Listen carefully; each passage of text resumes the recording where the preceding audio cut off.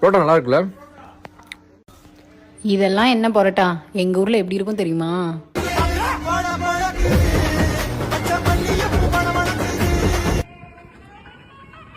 திருவிழா செம்மையாக கொண்டாடுறாங்களே. திருவிழாவா? எங்க ஊர் சித்திரை திருவிழா எப்படி இருக்கும் தெரியுமா?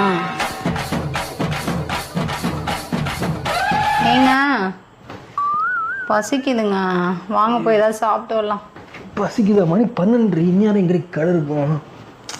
இதே எங்க ஊரா இருந்துச்சுன்னா விடிய விடிய கடை இருக்குங்க.